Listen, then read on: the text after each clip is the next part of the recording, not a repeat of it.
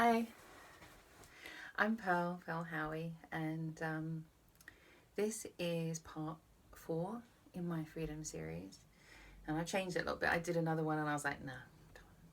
So that's the good thing about doing it this way. I can chop and change. And so this one is really about free will, not free willy. That's a different thing. And so I was thinking about a lot of ideas about how to describe this, how to discuss this, how to teach this.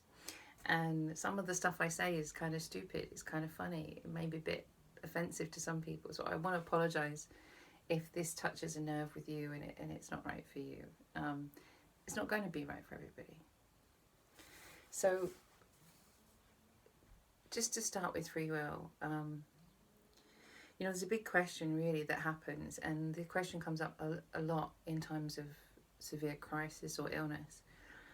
And it's a question that's asked both by people who have a belief and a faith in a type of God, and people who don't, and people who want to try and disprove that there is this kind of any kind of entity with any kind of wisdom or anything like that.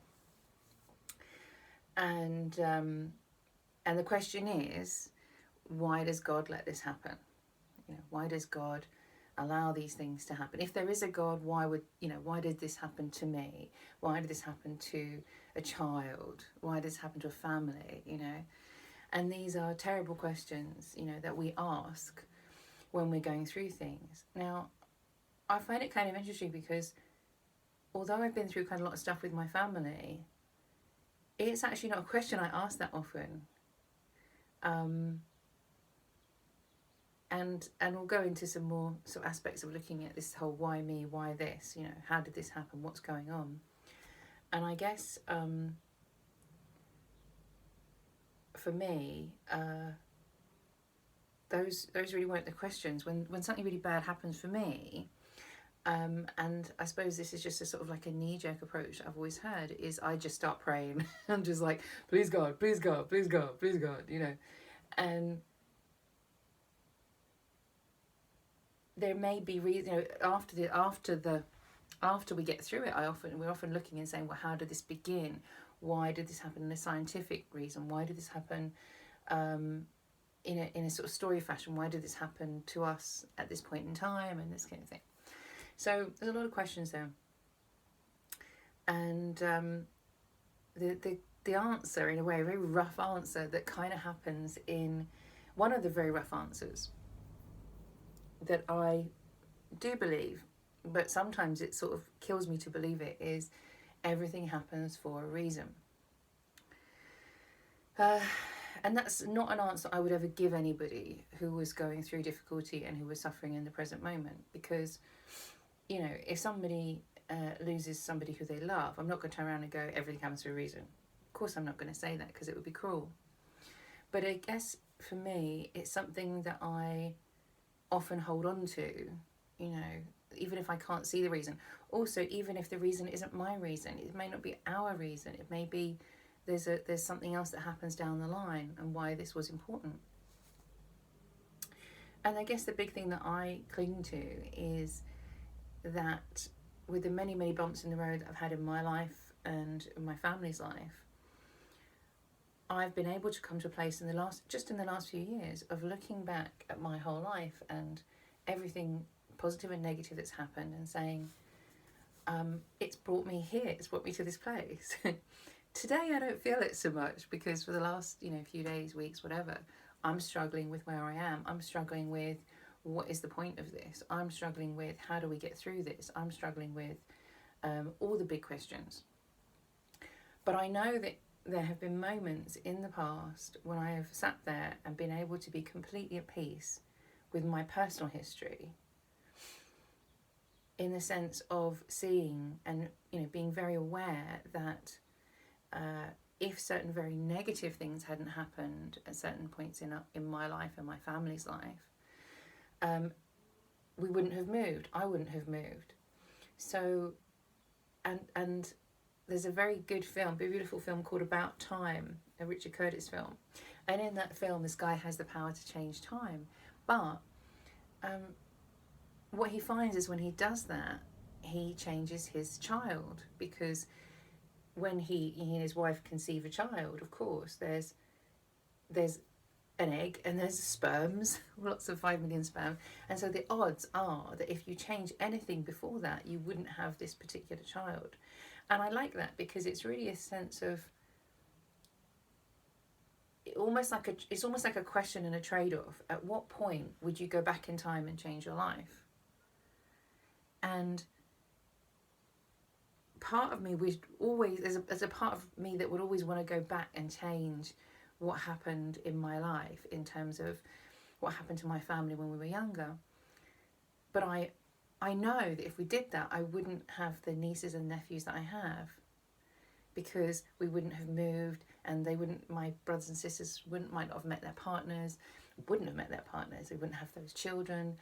You know, they might have decided to have kids earlier or later, so there wouldn't be those beautiful, perfect children.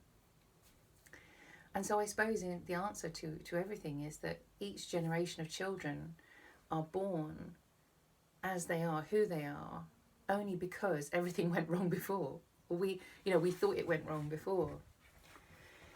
So I guess that's an answer, is that really, when things go wrong, when things go bad, if those courses of events hadn't happened, those children wouldn't have been born. So the children who are being born at the moment, the children who are being conceived at the moment, are only happening because of this time. And I think that's the kind of way I look at things, in a sort of way that it's both a sort of slightly scientific, slightly religious, slightly spiritual way of looking at things. And it helps me to get to a place of acceptance. But as I said to somebody the other day, you will never get me to say thank you or have gratitude for those traumatic events that happened when I was younger. And I see that at the moment. I find that kind of offensive in a way of like, yes, we can appreciate the gift and where we ended up because of terribly negative events. And we may even be able to say thank you for some of those things that happened to us down the line. Well, I'm really glad that my car broke down because I da-da-da-da. I'm really glad that I lost my job because da-da-da-da. But I'll never be able to say thank you for, to say something like, I'm really glad my dad died. I'm never going to say that. Even though I appreciate that there's a course of events that followed on from that brought me to a certain place and brought my family to a certain place. So I think that those people out there who are sort of saying thank you for this, I think, question that, and maybe think if that's a kind or a cruel thing to say to somebody, very much in the same way as saying, everything happens for a reason. Because I certainly wouldn't say that to somebody who's bereaved, especially recently bereaved. And what I'm talking about is really the ways that I've come to terms with things that are very traumatic in my life.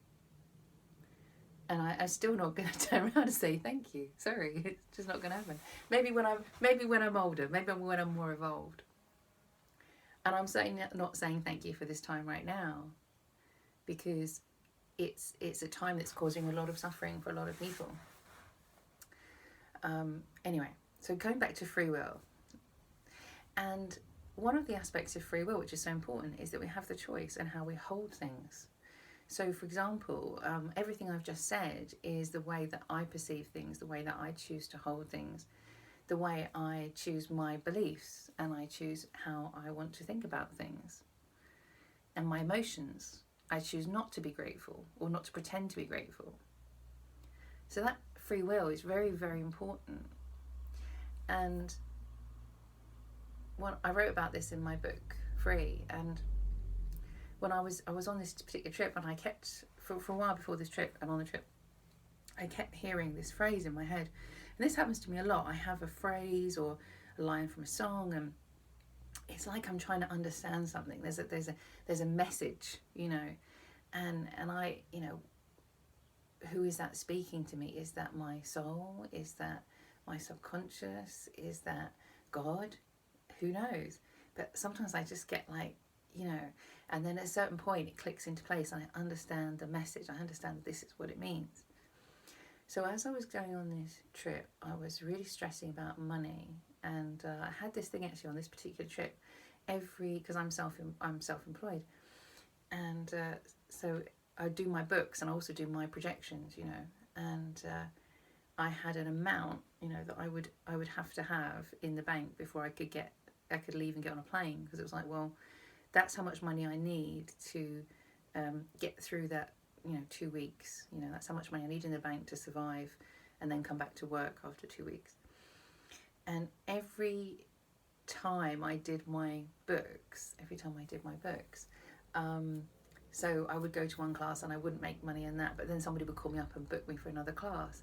And so that number was always the same, no matter what changed in this, 100, projections and this class and that class, and I was spending on this.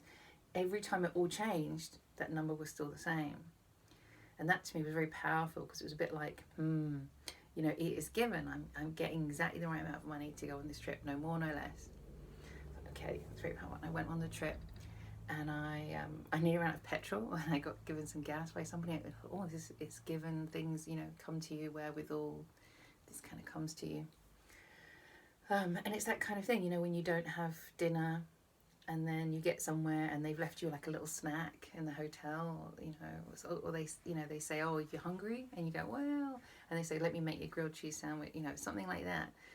That very often the things that we worry about not getting end up coming to us quite naturally. But what happened was, I was on this long journey, a spiritual retreat in Phoenix. I did this thing, there's a book about it, all the rest of it. It's like 2-3 books on it. And I was in this massage, and I was having this massage, and in this moment I understood it is given. And it came to me at the same time as this sort of an experience of what the eagle meant. This, because also I was having the eagle come to me a lot. It's a very powerful spirit animal. But I knew in that moment, it is given was free will. That we have the choice, that we have the power and the choice to, and that is so important. And it wasn't anything. And I was like, in that moment, I was like, oh, I thought it was about money. And like, I was so thinking about money all the time, and stuff and gas and food and all this. And in this moment, I was like, oh, free will. Okay. Yes. Okay. I understand it is given now. And that this free will that's given to us is, it's something that people are always trying to take away. And it's kind of funny, because I find, and I'm kind of glad this has kind of come together, because I was going to do this as 2 separate videos, and one was going to be about sort of spiritual way of thinking about things, and one was going to be about scientific way of thinking about things. And I suddenly thought, you know what, actually this is the same, because unfortunately we have these sort of schools of thought, and sometimes these schools get a bit bossy, and the people who are the science people say, no, it has to be this way, it goes like this, and they want to tell you. But the problem with science is it's not fully understood. So, we can see that very clearly with the virus situation, that a lot of the projections and suggestions and things like that people said at the beginning are completely wrong. We don't have control through science of the world. We don't. And I always come back to weather on this as well. Science is that, meteorology is the study of the weather, and we're still working on it. Medicine, still working on it, because science is not 100%. Science is not perfect. And one of the things that I was talking about is I have a degree in pure maths, and I struggled when I was studying with complex number theory. So complex number theory is a thing that then feeds into things like chaos and imaginary numbers and systems that are too complex to actually be studied. And how do we study things? And how do we create calculations that are so accurate, even though they're imaginary and theoretical, that we can try and study a system like the weather? Okay, I'm not going to go too far into this, because I found this really, really difficult. But what we're basically saying, there are a lot of gaps and a lot of spaces in science. There's a lot we don't know. And again, we can look at that, and it's very clear when we look at nature and how much of nature we don't understand, how much about trees we don't understand, even though we've been studying them for a very long time, how much about bees we don't understand, even though we've been studying them for a very long time. So just put a pin in that, and we'll just leave the science over here. And then we got the sort of spiritual schools, you know. Now, I keep talking about my great teachers. I'm going to stop naming them because you should know them by now. If not, go back and watch the other videos. And so I'm just going to grab tea. So over here we've got the sort of this sort of mung bean world, which I like to call it, with affection, you know, because I'm part of the mung bean world. We all are, really. And here we have, oh gosh, this is a big world as well, isn't it? Because we've got very sort of established religions with very strict rules, and we've got a lot of mung bean practitioners like me that kind of like are still figuring out stuff, and we don't really belong to any particular school. So we kind of like learn from everybody, but we don't have to agree with everybody. And one of my great teachers says that there's a lot of corruption in spirituality, and I see that at the moment as well. There's a lot of people, and one of the things that happens over here is that people say again, but you know, agree with me, believe me. You have to follow the rules of this religion or you'll go to hell. You have to do all this or you'll have bad karma. You know, there's lots of different philosophies and rules. And I'll tell you one thing there is over here as well. Great big gaps. Because I'm studying all this. I'm looking into all this. And I'm still confused. I still have so many questions. And my questions are really simple and basic. You know, they're about basic human interactions. And something I keep talking about, which is going to the supermarket. And you know, these big questions over here in the spiritual world are, for me, a lot of that is this concept of, you know, being spiritual is sitting, you know, on a cloud and meditating and everything. And the people who I really respect are the people who get up off their cloud and their seat and go do stuff.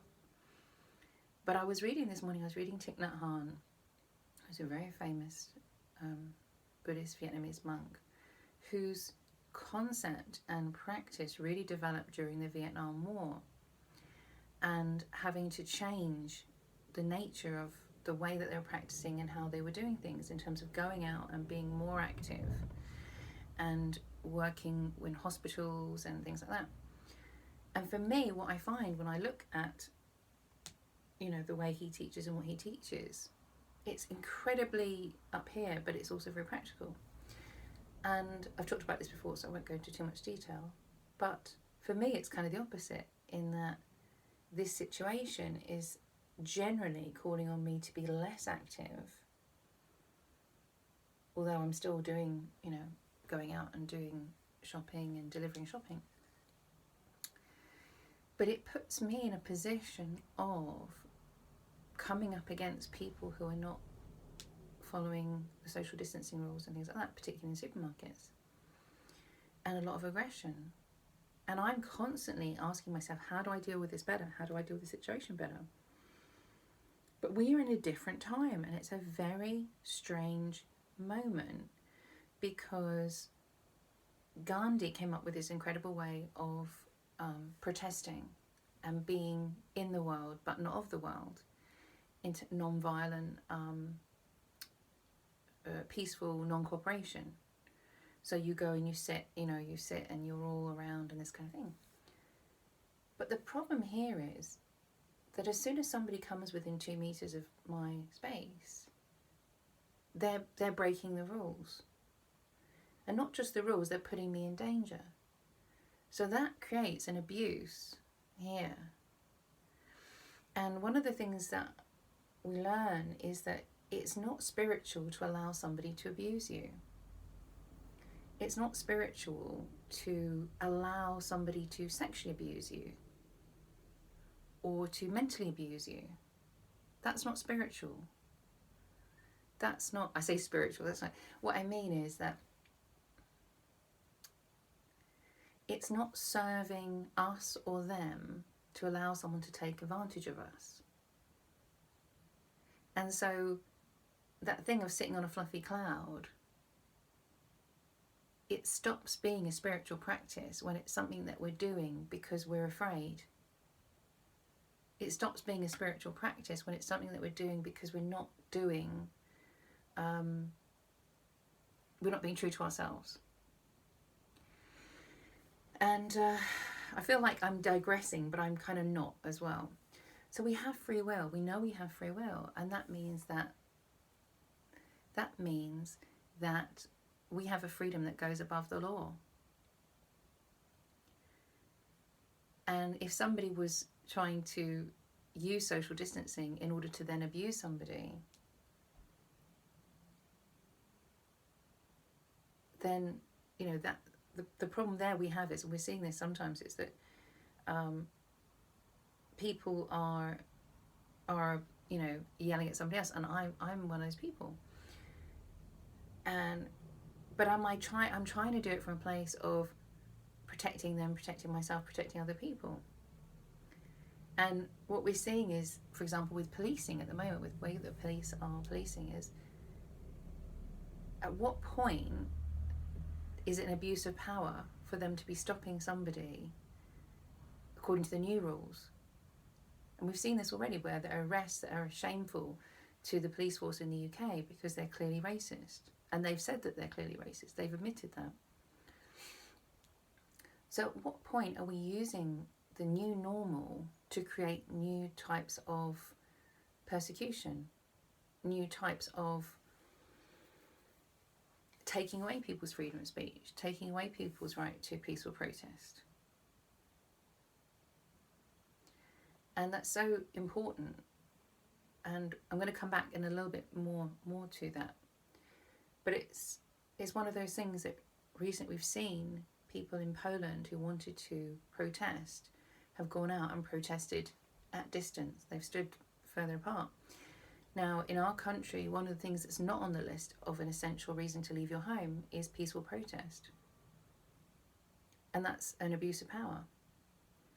Because we are seeing that people are being targeted, and it was very easy to sit in our armchairs and for journalists and to sit there and criticize the Chinese government for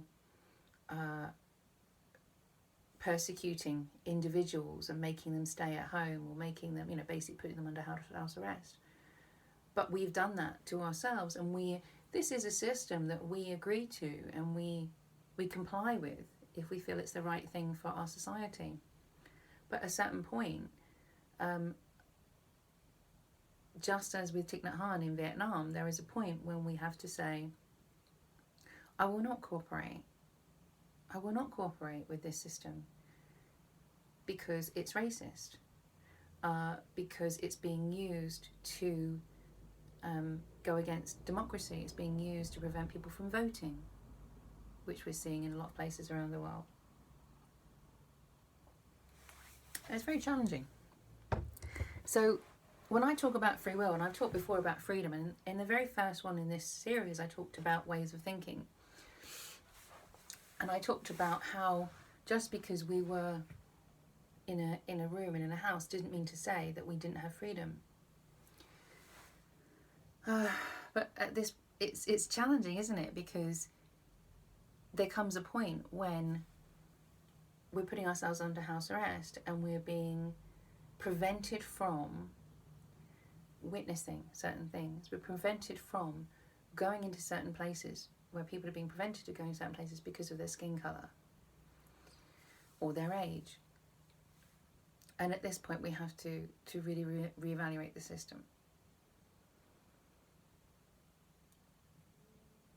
But this wasn't the point of this talk, so we're going to kind of come out of here again and pull back and look at things from a different perspective.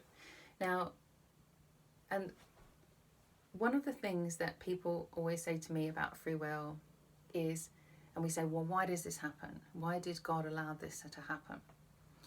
Now, I have my own way of looking at things, and I'm going to try and explain this. It's more complicated than this. But bear with me, because I'm trying to make this thing really, really simple. So it's a bit like when I talk about chaos theory and about the weather, and we talk about, you know, the butterfly flaps its wings and everything changes and there's a snowstorm. So let me try and put this into really simple terms in the way that I operate and the way that I believe.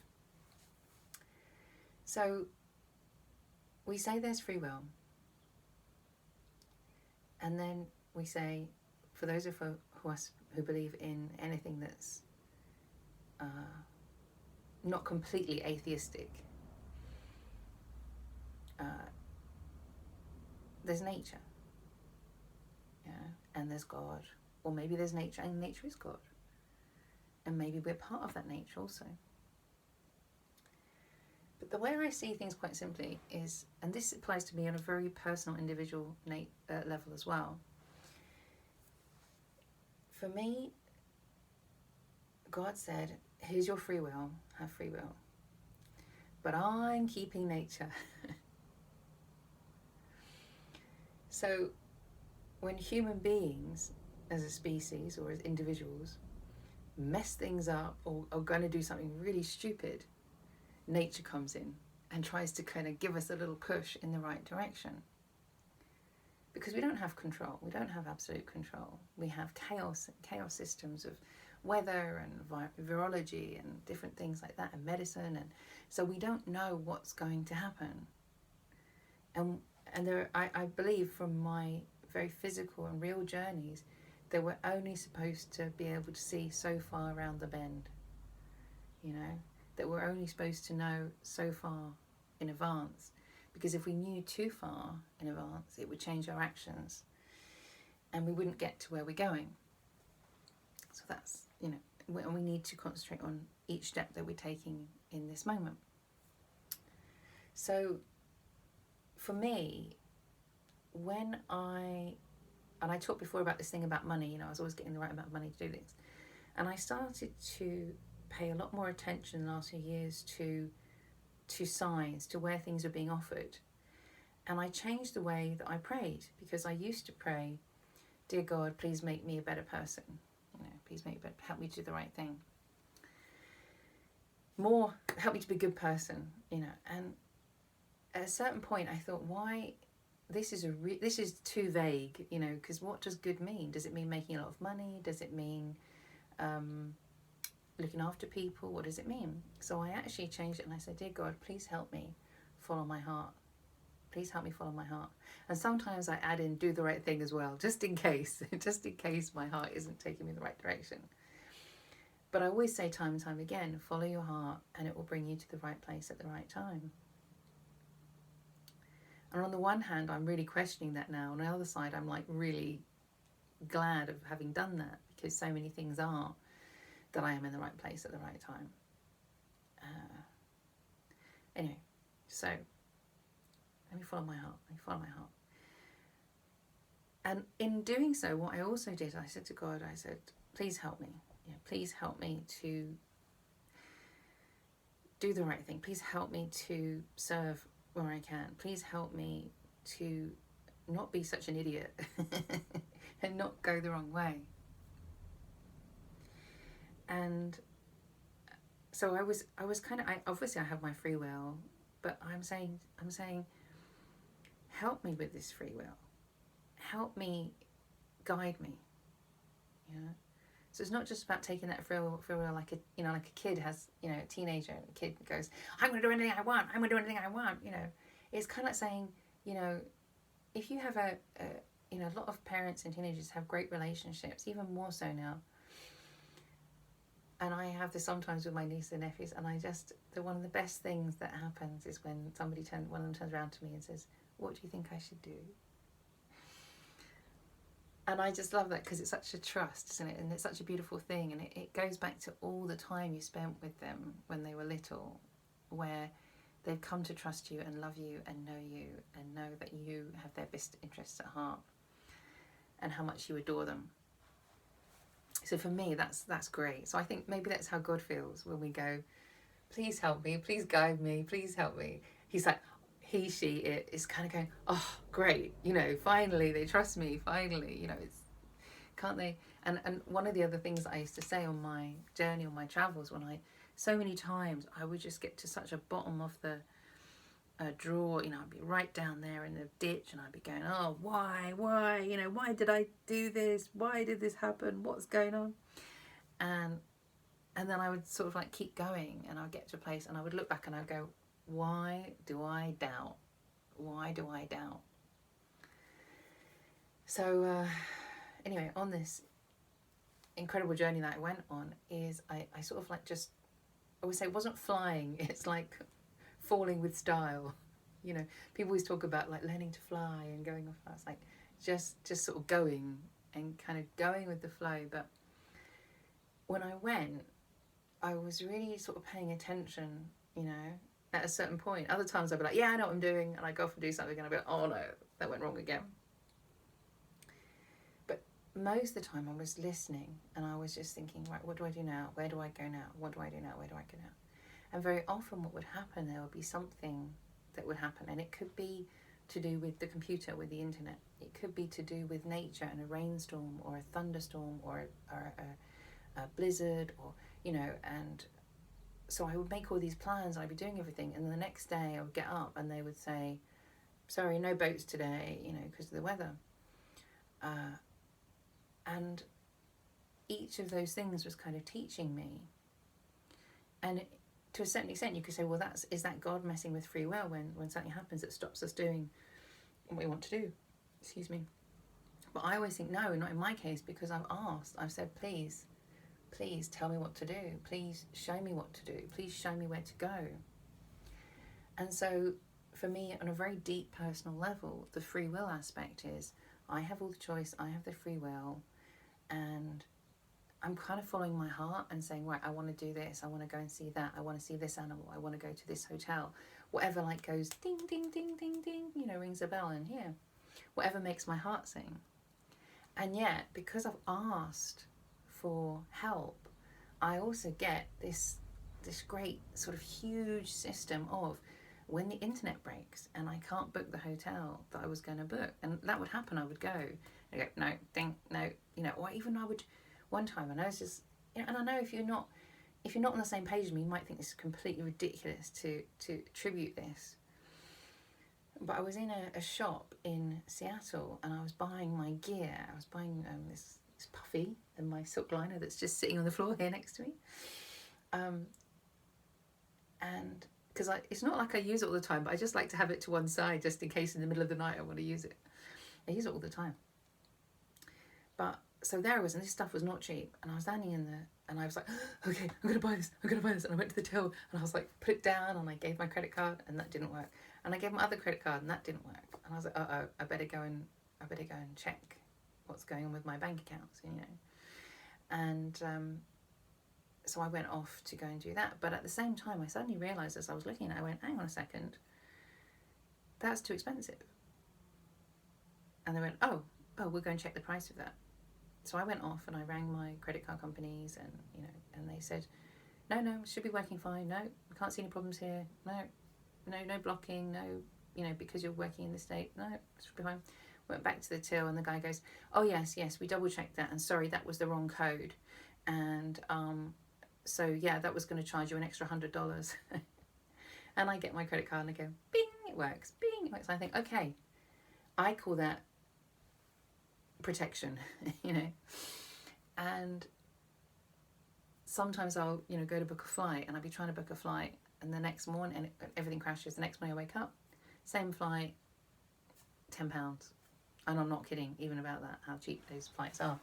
So, or sometimes I've been planning to go somewhere and for whatever reason it didn't happen, and the next thing I know that something happens with my family and I can't go. So all I know is that on my journey, so many times, the things that went wrong for me were the right thing in terms of protecting me. But another thing that I had to learn to do along my journey was to stand up for myself, to stick up for myself when things went wrong.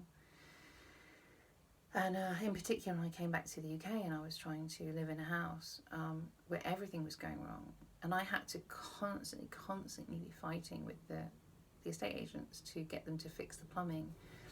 And for me, I was like, why is this happening to me? Why is this happening to me?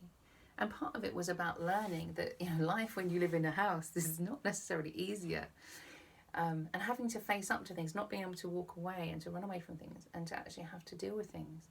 But the other side of it is that I was sticking up for myself and being a teacher to the people who were trying to take advantage of me, or who just weren't taking things seriously. And I suppose that for me is coming up here at the moment. Why do I keep, when I go into a supermarket, why do I come in at the same moment as this guy? Why do I go for my walk or something and I'm there and this person comes up and tries to do the wrong thing? Why me? Why does this keep happening to me, that I end up in this situation? And one of the things that's happened is, after some of those situations, I've been thanked by the next person down the road. I've walked down the road and I've just said hello to somebody, because I'm actually quite a friendly person. I said hello to somebody, and we've talked about the situation. She said, "Oh, thank you so much for telling that person off, because I don't think I can do that. So maybe I could have done it better. Definitely, maybe I could have done it better. But at the same time, I'm not just doing it for myself. I'm not really doing it for myself." And then another time I'm walking along and I say no to this person, and then I say no to that person, and in the middle is a woman with a child in a pram. And I'm basically, not intentionally, I'm just protecting myself really, but I end up protecting this person here. And she says, and somebody gives you a look, or somebody in the supermarket, one of the assistants kind of goes, "Oh, thanks, thanks." So I feel very challenged, and I feel like I need to be doing this better. I need to be dealing with my challenges in a better way. I need to be figuring other things out. But sometimes we're put in that situation because as a society we're learning, When somebody stands up to sexism, racism, they're kind of standing up not just for themselves. They're breaking a barrier for everybody. So what I want to do is come back and bring this together, this whole thing. We're talking about the system of the unknown. So we talk about, and I always talk about being a mystic and being a shaman and being, deeply connected to the unknown, working with the unknown. And that kind of comes from having studied complex number theory and chaos and imaginary numbers as a mathematician, and also having studied things in a pilgrim way, in a Christian way, in a trying to understand the mysticism of the Sufis, who are Muslims, but who have a very deep spiritual approach to Islam. And the Sufi way, as I understand it, is to see with the heart. Mother Teresa always said, we have to see. You have to see what cannot be seen. You have to touch what cannot be touched. And that is also a deep practice in Hawaii, in Aloha. So every kind of spiritual and science and everything, we have to kind of fall in love with the unknown, fall in love with the spaces. Because that's where the impossible happens. That's where the magic happens. In the space of, there's the space of finding solutions and finding ways of doing things. And which comes up against the hard and fast, no, this cannot be done, no, we can't do this. And we find constantly that no becomes a yes. Because we find a way through. And that's one of the pilgrim beliefs, is but go pilgrim, go either go find a way or make one. So where we are, people are struggling very hard to make new ways of dealing with what's going on at the moment.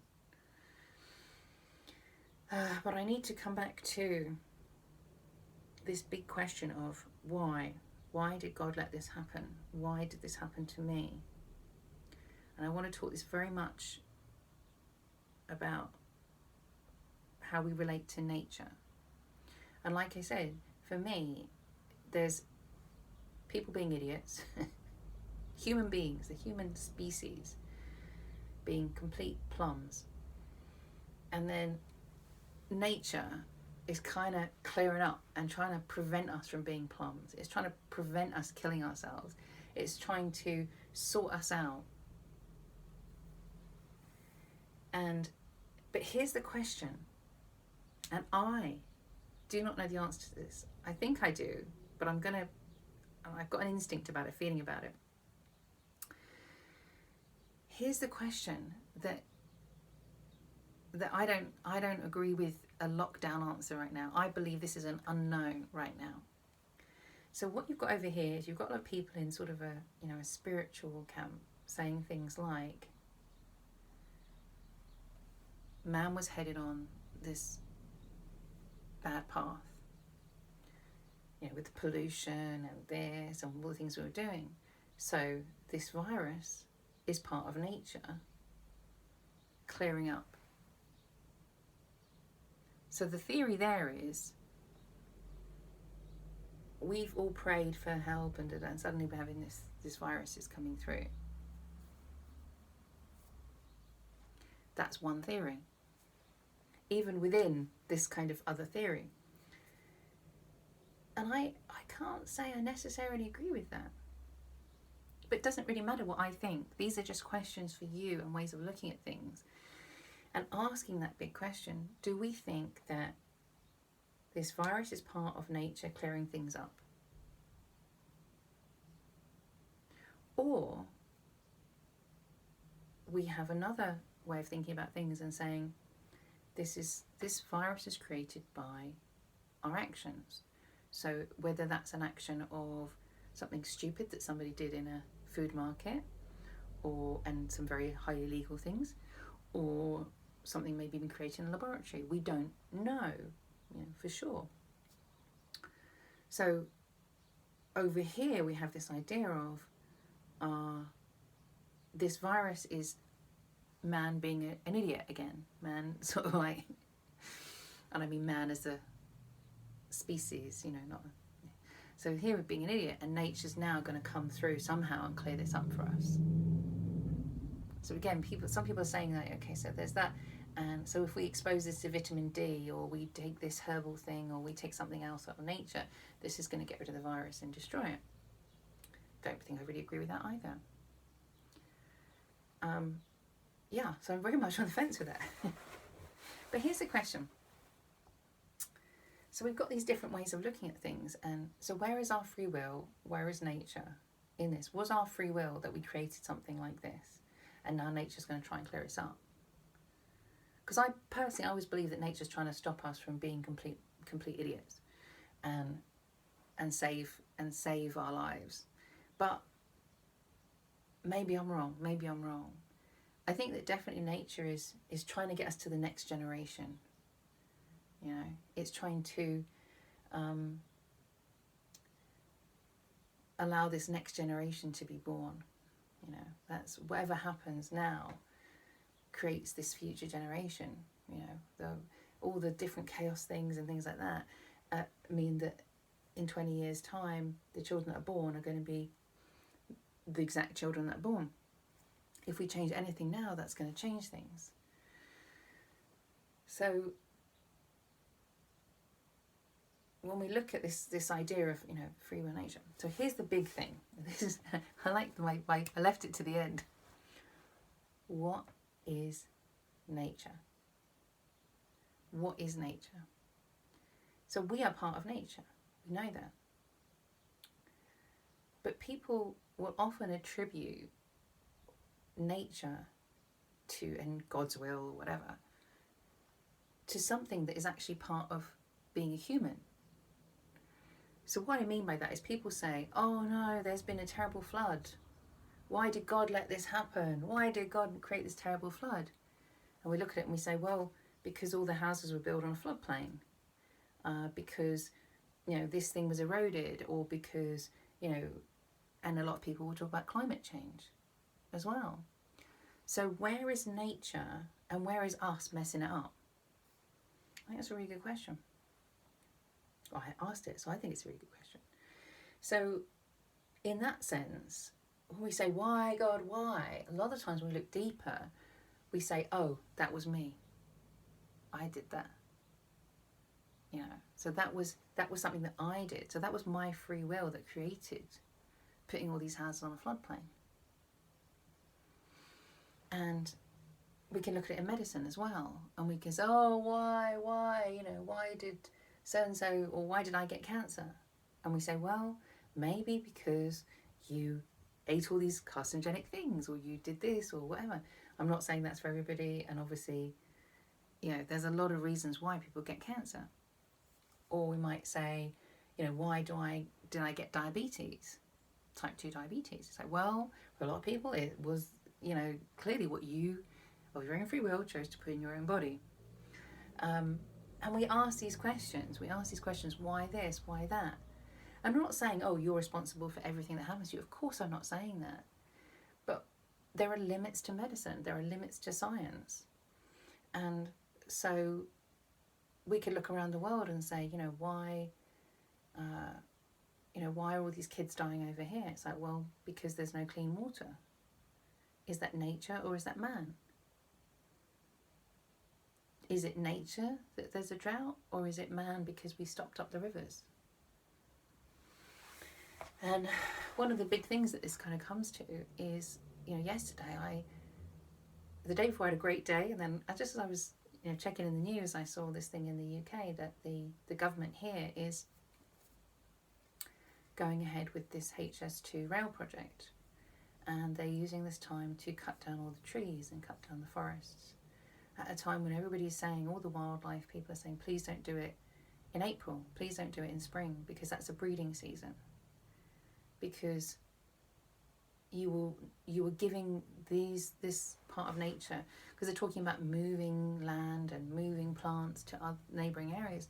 If you do it at this time, in this breeding and this growth season, it's going to be so destructive. If you do it in winter, it will be better for these plants. And there's no kind of listening. And so over 100 forests are going to be destroyed by this project. And the government is pushing this forward at this time. And it's a huge amount of natural destruction, according to all the people who are witnessing it, all the people reporting it. Even the very mainstream wildlife charities are standing up against this and saying, this is appalling. This is just so destructive, and it's so damaging to our natural system, to our environment, to ecological systems. And once again, we are creating a problem. We say, why are so many people dying from coronavirus? And I say this with great respect, and and we can say, because a lot of people have lung damage already from the great amounts of pollution. A lot of people are suffering already from health problems created by things like pollution. And we say, well, did God and nature create pollution? I don't think so. That's very much something that we have created. So when we ask these questions, it's very difficult, but sometimes we look at things and saying, why? Why does this one person die? Why does this one person survive? And we can look at those questions, and we can go back to the very beginning of surgery, and we can say, at that time, doctors were cutting people open, and they didn't know about bacteria. They didn't know about viruses. They didn't know about microbes and microdirt, all these germs that were getting in it. So they were cutting people open, and they were operating in environments that weren't sterile, because they didn't know about the bacteria. They didn't know about the germs. And then they would come out, and I bet you at that time, it was a lot more established religion, so a lot of praying, and somebody would die, and they go, oh, it's God's will. It's God's will that he's died. Yes. I think, no, because you did not clean the operating theatre. It probably wasn't even an operating theatre at that time. It might have been, as a lot of surgery would have been conducted during wars, it might have been a field. We still have field hospitals. We have technically a field hospital at the ExCeL in London. So we say, oh, it's God's will that somebody's died. No, it's because you didn't clean the operating theatre. And so, in a sense, there's the known and the unknown. And a lot of what we think of as being nature or God's will, we eventually will find through science was cause and effect. It was very rational. It was, if you do this, then that will happen. If you don't do this, then that will happen. So there's, in a sense, there's a lot less room than we think for the space, of science and maths and medicine and all that. There's a lot less room, because once we actually study things further and further and further, we start to understand that there's physics involved, and there's microbes involved, and there's so much going on here that it would, the way that we often look at it would be going against our free will for nature or God or the supernatural to come in here and change things. God doesn't clean the operating theatre. That's all the amazing people in the NHS. And so there's a level of control that we don't know where it is, Why is this happening? Why is this happening? Why me? Why you? Why is this happening? And there's so many theories, and I don't know. But I do know, what I do know is that every challenge that I have faced in my life, every difficulty I have faced in my life, when I face it openly and honestly and do my very best, amazing things come out of it. And that's my attitude. And my attitude is that I need to keep practicing this thing of sticking up for myself. I need to practice this thing of sticking up for other people in a way that doesn't get me so bent out of shape. But then again, I sometimes think, well, maybe I was put in that situation to react to somebody in a way that teaches me and teaches them. And when I wrote my book, Meditation for Angry People, I was cycling a lot. And so a lot of the time the anger, I haven't been so angry for a long time. Because back then the anger came out of cycling and of people risking my life when they would come too close to me, or they would cut me off, or they would cut me up. And I would get so enraged, because I would think, here I am, this sort of fleshy person on a bike with my helmet, fleshy person on a bike cycling to work. And these big lorries are trying to kill me, basically trying to kill me, because they don't care. They're not aware. They don't think about it. And I'm sure that if I had actually died because of the action of a motorist or something like that, they would have then thought about it, for legal reasons, for financial reasons, because they lost their job, but also because they caused the death of another human being. And there was a lot of swearing involved at that time. And yeah, I went after one guy, and I was like, I'm glad I did, because I got his registration number, and then I sued him because, he caused me some really serious physical injuries. And there were words spoken. And when I said to this guy, I was yelling at him, I said, you just knocked me off my bike. I didn't see you. What bike? I didn't see you. I said, you just cut me up, and I came right off my bike behind you. And he didn't even see me. He didn't see the bike. He didn't, he wasn't aware of who I was and what was going on.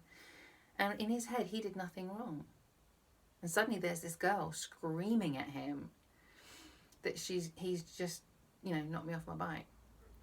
And it's really difficult, because you look back at these things and I think, do I regret that? Do I regret screaming at this guy? And I think, no. I think that really was the best that I could do in that moment. I was in a lot of pain, and I was about to be in a whole lot more pain as the injuries kind of appeared, as they do with like whiplash and delayed injury. And I still have the whiplash, later down the line. And the problem is, so much of what we're doing is we're not aware and we don't see. So whether it's the destruction of forests, and also, the fact that people may not perceive that what they're doing is they're putting people in an impossible position, because people who are environmental campaigners at home, if they choose to leave and go and protest, they're breaking the law. And I would absolutely stand behind them 100%, 2 meters away, but I would support them doing that, because we're putting people in a position of having to choose between their principles and public safety. And that's incredibly difficult. That is incredibly, incredibly difficult. And, you know, I think the thing is, I'd love to have the answers. I would love to have the answers. I think the thing is, what we can try and do is try not to put other people in such difficult positions. Give each other space. And that's something I also talked about before around Easter and the Pilgrim Way. Is what's great is when you're a pilgrim, there's so much respect. And I love the fact that 98% of the time when I was travelling as a pilgrim, I was honoured. You know, I was wearing shabby clothes, very shabby clothes. I had my rucksack on. And anybody who saw me walking that way assumed that I was a spiritual pilgrim. I used to beat their horns. The cyclists would get over. People would offer me, you know, drinks, and I was an honoured guest every time I arrived at, you know, a hotel, almost always. But people gave me space. They gave me room, you know, most of the time. And there's a respect there for people who want to be silent, who want to be quiet, who need their time and their space. And that's something that we need to give to each other, that we can give each other space and not try to make people believe what we believe. We don't have to say, right, believe in the spiritual side, believe in nature. We don't have to say believe in science or physics or this kind of medicine, because some people are very against a vaccine, you know. And there are a lot of conspiracy theories and other things, and I don't know the answers. I only know what I have witnessed and experienced. So even the stuff about the HS2 and the rail thing is something that I haven't witnessed. I haven't been there. But now we're being put in a position of not being able to witness, not being able to observe. So it's a bit like when the government puts up big walls and barriers around things and says you can't go there. It's like there is no trust there. There is no trust if you don't allow people in. It's like countries that say, no, we're not going to have any journalists because we don't want them to see what's actually happening. And that can work in two directions. It was a great book I picked up. It was an autobiography of quite a famous once BBC journalist who was in Eastern Europe during the time of Great Crisis there. And there came a point when the government decided to kick all the journalists out. And he was packing up to go when another journalist said to him, no, I'm staying. He said, do you want, you know, and he said, well, if you're staying, I'm staying. And so he continued to report from inside this country. But the problem was, as he was reporting back to the BBC, and this is in his autobiography, he was reporting things that the BBC didn't want to know about. So he was reporting about friendly fire from, I think it was NATO forces, or, you know, and this is something that's happened in many countries, like in Afghanistan, where the British troops have been bombed by the American troops, or, you know, vice versa. I'm not going to say. But the journalist was saying stuff that the BBC didn't want to hear, so they basically had a smear campaign where they, you know, and he was being called unpatriotic and all kinds of things, and he was like, I'm just a journalist, I'm just literally reporting, I'm a witness, you know, and being a witness is so important, and sticking up for ourselves is so important. And many times one of the things that peaceful protesters do, and people of, I would say, great heart, you know, is to go into places in order to be a witness. And one of the things we're seeing at the moment in the strange thing is, because there's a lot of talk about our lack of privacy and lack of freedom and these kind of things, and one of the things that we are aware of is that this situation is very probably increasing the incidences of domestic violence and domestic abuse, because people are in a space where there is no witness and there is nobody to prevent this. But more than that, there is nobody to observe. And people often behave very, very differently when they're being observed and they know they're being observed. So, you know, when there's a policeman, when there's a CCTV camera, when there's whatever, when we put things online, you know, we may think twice about how we express ourselves. And just to sit with the my beliefs at the moment, I would just think, well, God is my witness. Excuse me. And that's, we can't get away from that, we can't get away from the consequences of our actions. And so, for example, going back to that chap that knocked me off the bike, he obviously had to face the consequences down the line. But in this situation of the coronavirus, we may never be aware of the consequences of our actions. We may never have to, in a mental or legal way, have to account for our actions and for the consequences of our actions. And because of that, I'm probably more aware and more mindful of what I do and what I try to do, But I think because I'm just a human being, my awareness is still very much in, are my family getting this? Are my family safe? Are my family well? And I see the effect that my behaviour has on those people. And I just do my best with that. So that's my choice. That's my free will. It's my free will not to go and protest somewhere, even if it means breaking the law. And we do have that free will. We have the free will to choose if we're not going to abide by certain laws, if we are going to take legal action against certain laws. But in a certain way, there is no, talking about nature, we have so much to be grateful to in terms of nature, in terms of the garden, in terms of being able to relax and enjoy these beautiful natural spaces. And it's become so clear that that's one of the things that people crave during this crisis. People crave, the chance to go to the beach, even though it's, 5 miles away and they haven't been there in 10 years. And it's a bit like becoming in this situation. We are, whether this is and I would say, it's like a storm. Is the storm caused by nature, or is the storm caused by climate change and something that we human beings have created? And we may never know the answers to those things. We may know the answers at some point. We may not know the answers. But we are in a storm. We are in a big storm.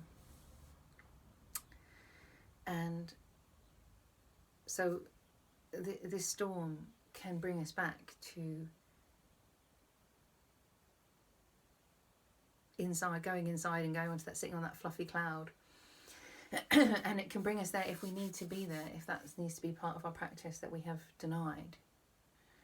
But it also can be the thing that makes us kind of go out. And that's kind of me at the moment. I feel like I'm going out a lot more on the internet. I'm going out and I'm reaching out not much more on the internet. And I'm speaking out much more on the internet. So I would say, if you are troubled and you're having difficulty, use your voice. We are in an incredible age in terms of being able to use technology to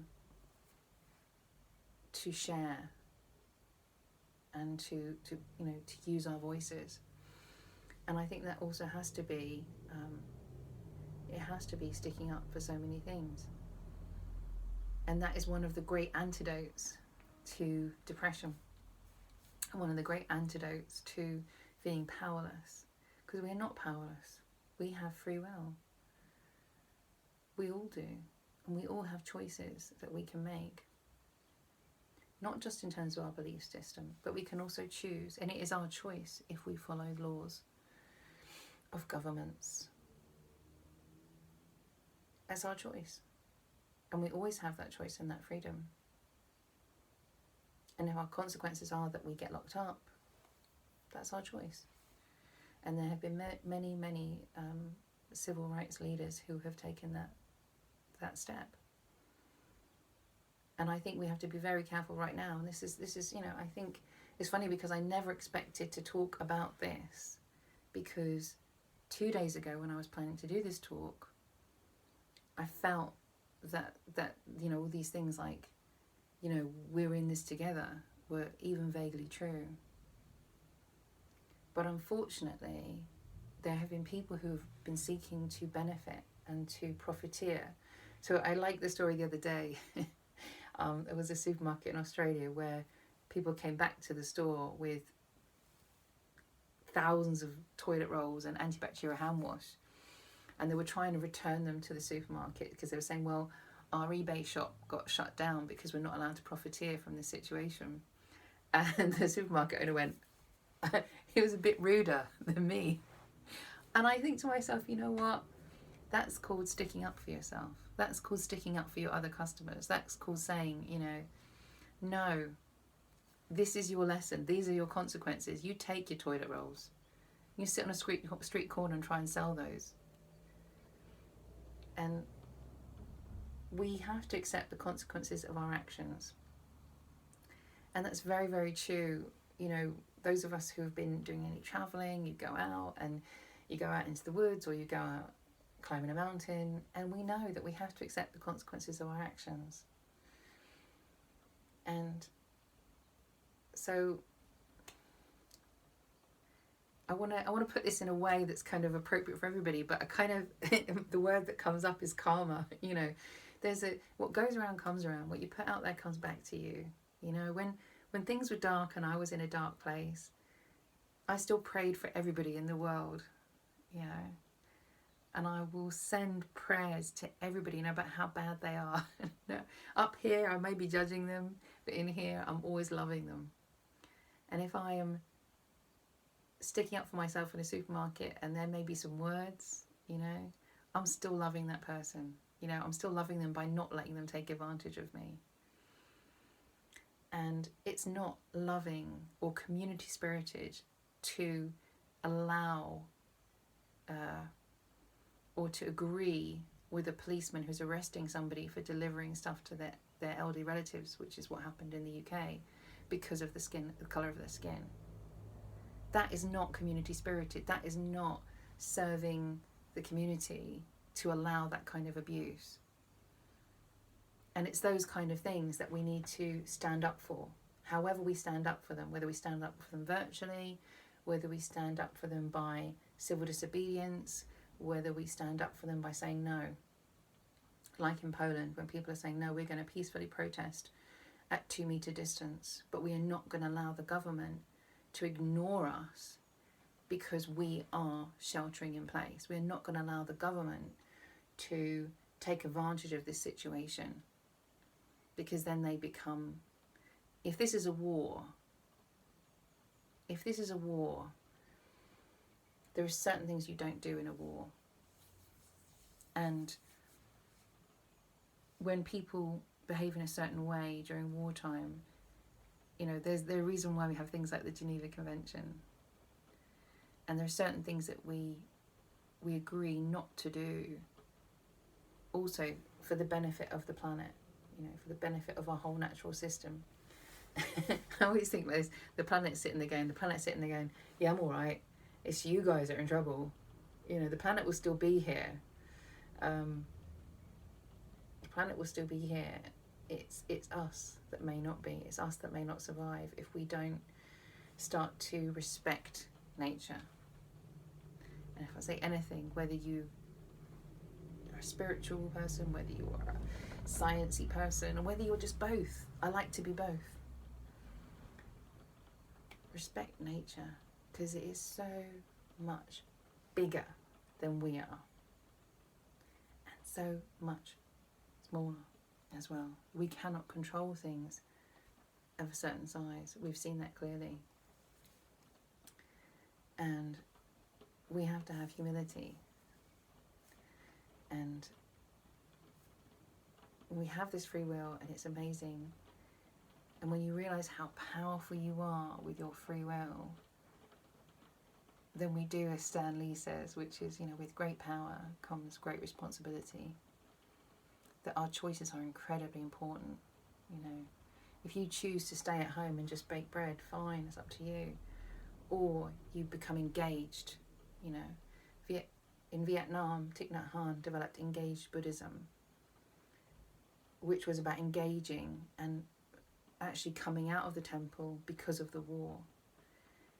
And in this time, you know, we need to make sure that we're not just hiding away. You know, we're not just hiding under covers, hiding in the air raid shelter, because we are responsible, and we're also, you know, we have to do our best to try and keep our governments honest as well. We can't just agree with everything that they're saying, and we know that. Okay, so I hope that's enough. Thank you so much, and I hope this helps. I really do, and I hope this is something that helps you to either find comfort or to maybe become more uncomfortable in the awareness that that discomfort also serves. That sometimes when nature or life makes us really uncomfortable in a place, there's a reason for that. You know, every time I've become truly uncomfortable in a place, it's either to stick up for myself and to deal with the issues at the time, or it's to get the hell out of there. And right now, getting the hell out of there it's not really I mean, it did get me out for a walk yesterday, and it did help me to find some beautiful things and to do some useful things, but it's a challenging time for all of us, and I wish you the very, very best with asking these questions for yourself and answering them for yourself, you know, because you have to think for yourself right now. We all do. Take care of yourself. Lots of love. Bye.